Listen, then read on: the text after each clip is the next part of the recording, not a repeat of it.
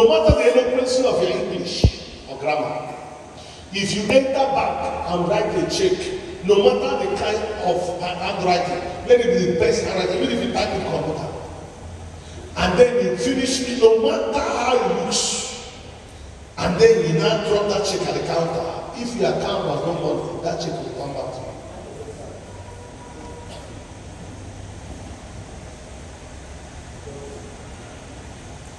You will not want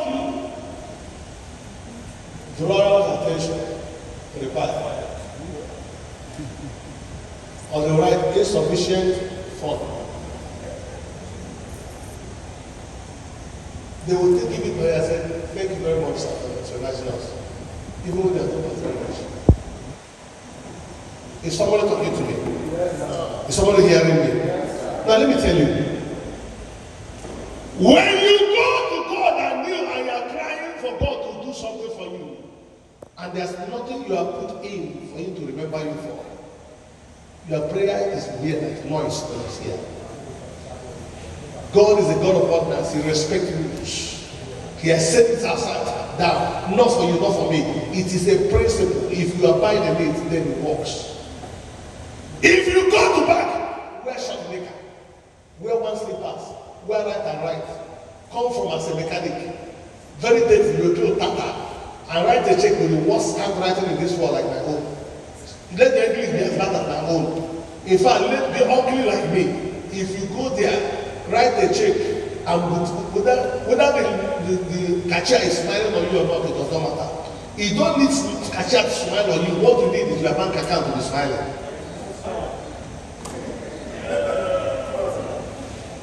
You don't need any cashier to smile on you. Once your bank account is smiling, you must leave the bank with big bag. Once you drop that check with your dirty hand, even if your hand dirty that check, you still go and pay.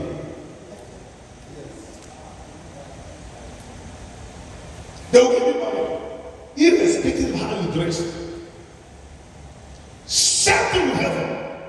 You are saying you are disadvantaged because you are not born in a British family. God has made you a potential rich man as a child of God. That's why Jesus died. Don't blame anybody. Don't blame anybody.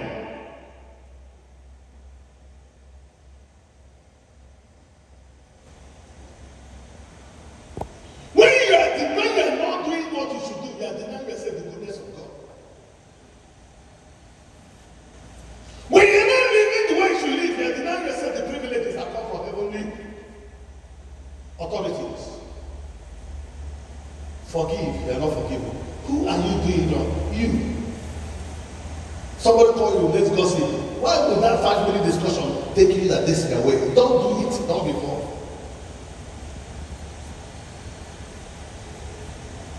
Thank God my wife, something that they wrote about TV Joshua. And some were talking about it. Not minding God and revealing to Joshua to me, it doesn't matter. When they write there, one said, I can't join you to discuss this. As far as I'm concerned, I'm not seeing it. I'm not agreeing with this, so that's what it is. Why do I have to discuss the man of God that God called when I was not there when they called him? If he's good to his God, if he's standing to his God, whatever that matter, it is God. It is not my business. And then I join to discuss it as what? If I don't have anything to discuss, I'll be saying, you know what I'm about. You know, if I open all and come up and have a talk, I'll be talking about what I'm about. Why do I discuss a man that God called anointed? David saw Saul that want to kill him. He said, let it be an abomination of me if I should touch the God anointed. All of you sit down one way or the other. Any man of God you break it down in pieces. Any woman of God you break it down in pieces. You see their fault. Or you that is talking, they have nothing to offer.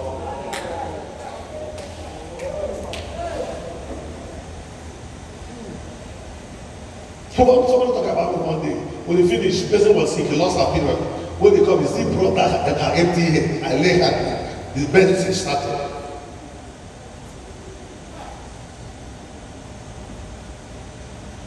You need to equip yourself with knowledge. You need to immerse things that God can remember for you. Doctors died. They gathered together and said, hey, This one cannot die. This is what made for us. This is what was done for us. This is what not wrong. Because there's nothing to show. That's why doctors did not die. When this centurion sent for Jesus, they said, the man that said to you is worthy of this. You need to go and see, because he built a synagogue for us. He's worthy of this honor. Jesus made everything. How can Jesus leave every other person for you if there's nothing you have done that is standing after you? When you have it, nobody can intimidate you. When in those days, I was in one of those political elections, or during politics. I was in Anambra. And then they needed some money urgently. So I was my campaign, and then I went somewhere, and then I finished. I just said, okay, man, let me go and get the money. Because there's no check. So I said, let me go to the bank at INT'L. You know that in those days they don't do transfer. So I need to do manager's check. For some of you who have been involved there. Manager's check. Meaning you don't have a checkbook, they will tear a particular check that bank has and give it to right. And they will call the account officer, bank branch to confirm or check you competent to about that. So I walked into the bank at INT'L. So when I came in, I parked outside.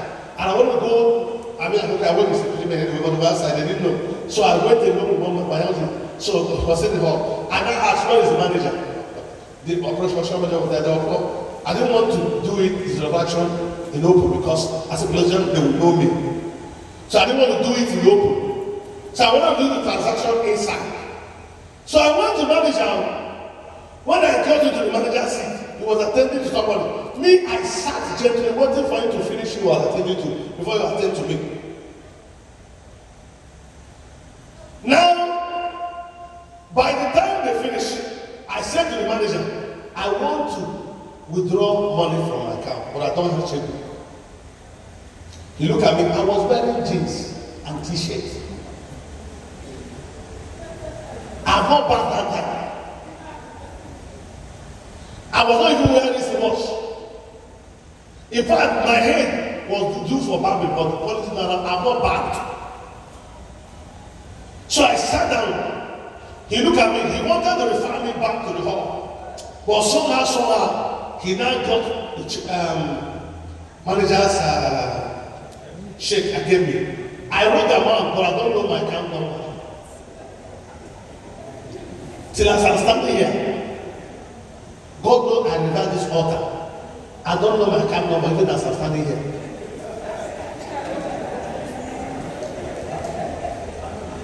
I remember this altar. I don't know I know. As I'm even standing here, I don't know any of my account number.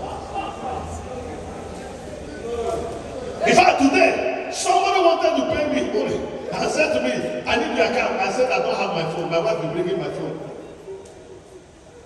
I forgot my phone. I bring my phone. I think my wife will bring it. But she doesn't bring it herself. I said, I don't know. When they said it, I'll call the office to send it, including my personal account number. Or when going to I don't have app. Whether the app is tall or black or blue, I don't know how it looks. In fact, I don't even know how to transfer money, even if you give me the app now. I don't know how to do it.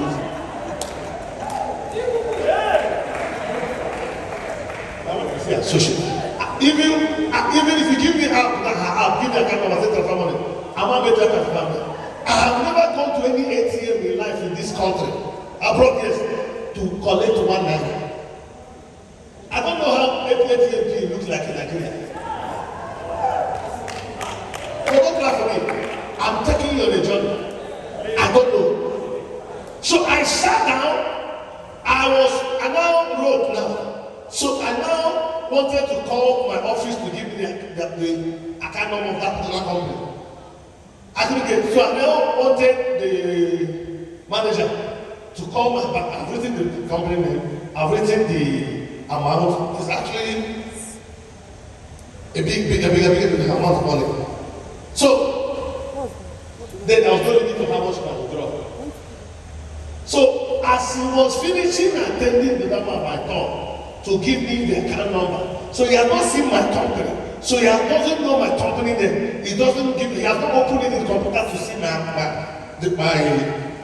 the account number or whatever is in the account. Somebody now walking with this alacrity. Walking, the door was opening, they were opening the door for him. He walking with this kind of arrow that we're in charge of this bag. I'm just like he came in with some staff, 2 people, or less, I can't remember. And then manager stood up to receive him. So manager was opening the computer to punch my company to give me account number. The man came, he left me. When the man came in, I thought that the man would kill as I'm killing, because as far as I'm concerned, what is in me? Whoever the man is, I don't know with that. You feel because you don't know your God. The Bible said, those that know their God shall be strong, and they shall do. So I was calm. He said, Gara. Well, something said to me, this man that is coming this way must be someone important around, so he must know me. So I'm not seeing his Gara and seeing that the man must know me. So I expected that the man would turn and greet me, that he will know me. But the man ignored me completely. He didn't look at me. He now sat down. The manager said, excuse me, sir. I didn't understand that English at the first time. He switched attention to the man. The man brought briefcase, brought a check, brought draft, brought this one. I said, excuse me, manager, I don't understand. He said, oh, no, sorry, sir. I'll soon be with him. Finish with us. I said, hey, stop. What do you mean I should be with me? That young man talked to me and said, look at me. And one of the manager said, manager, just, I said, manager, or whatever they call your name. The one you say you come back to me. How? When I enter here, I made you this place, I waited. And he was just pressing, he said, sir, what you are doing for wanting help to catch money? I said, so what? Is it wrong in the bank for me to catch money?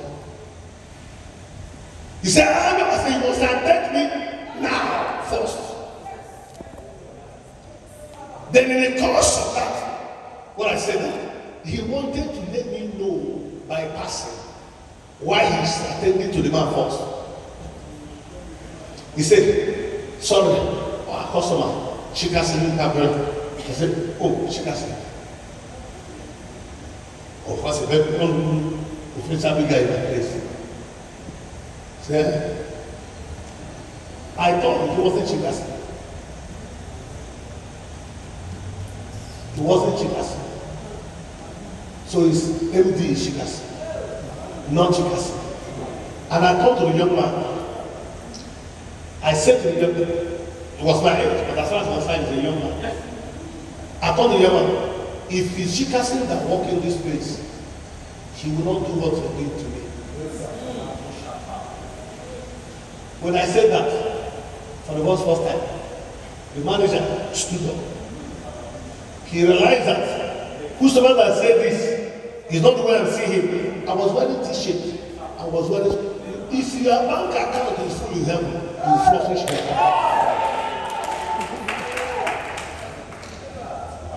I said, Chikasi cannot treat me like that. I cannot be here. Chikasi will come and say they should attend me first. How? The man now looked at me. He wanted to say, how can you talk about my guy like that? He looked at me. Something caught his attention. He said, sir, are you Kukoma? I didn't answer.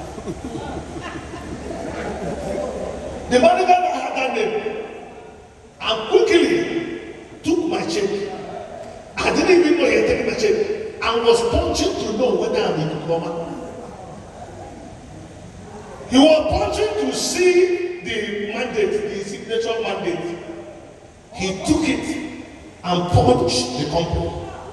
And then the company came up. He punched the signature mandate and saw, first of all, and saw my name. And when he punched it and saw what was in the account, he stood up and walked up and said, excuse me, sir. He said to the man, can you excuse us? Let me take you. He then said, excuse me, sir.